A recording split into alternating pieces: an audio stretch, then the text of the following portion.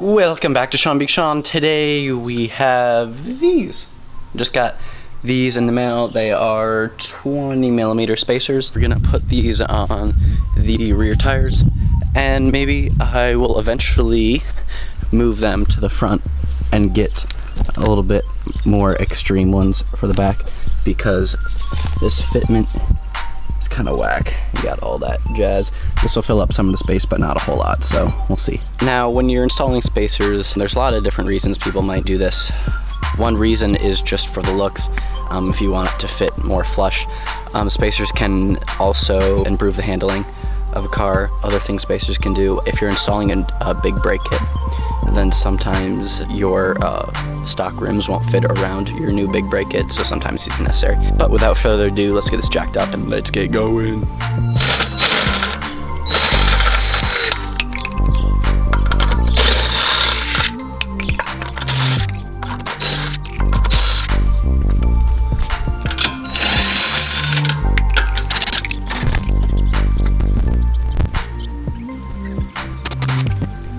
If you're doing this for long term, then you should get some kind of lubricant between these.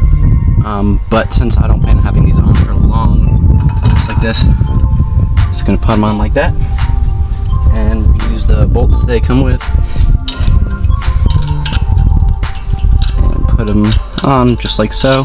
When doing all wheel work, make sure you go in a star pattern. So I'm gonna do that here. Go the furthest nut or bolt away from the last one that you put on. That's what I'm doing right here. Always hand screw them on first. If you have an impact like I was using to get my tires off, make sure you do that after you've already got them finger tightened. Now you need to torque these to the same torque spec, or the same foot-pounds of torque as you would your actual lugs for your wheels. If you don't know that, look up your car and you should find it on forum or something. I'm going to switch out the one I used for the actual wheels themselves and put on the one that fits these. Again, we're going to do the same star pattern, so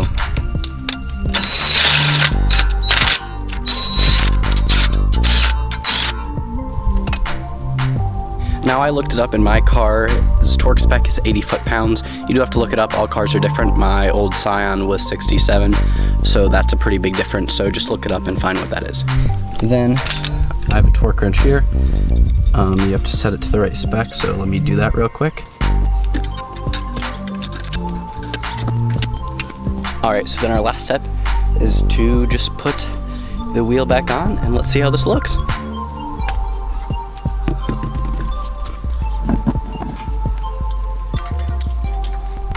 Again, make sure you hand put these on first. I'm just gonna go do the same thing on the other side and then put all of the wheels back on. It's getting a little dark, but here's our final. Here it is. You can see it comes out a little bit up in there. Still a little bit over, but I think that looks really nice. I think that looks better, in my opinion. I still have to torque these up, but I don't want to run out of sunlight. I found out that Nissan, at least for this car, the wheels have front and back rims.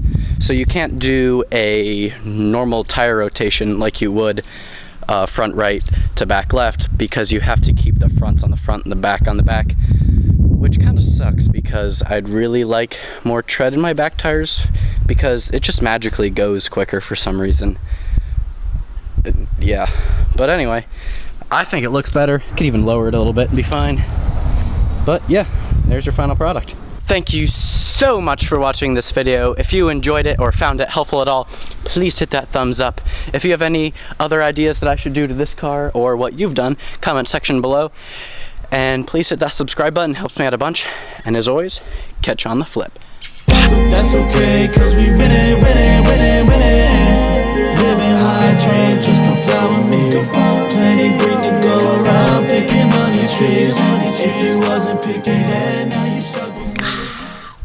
How do you even do that?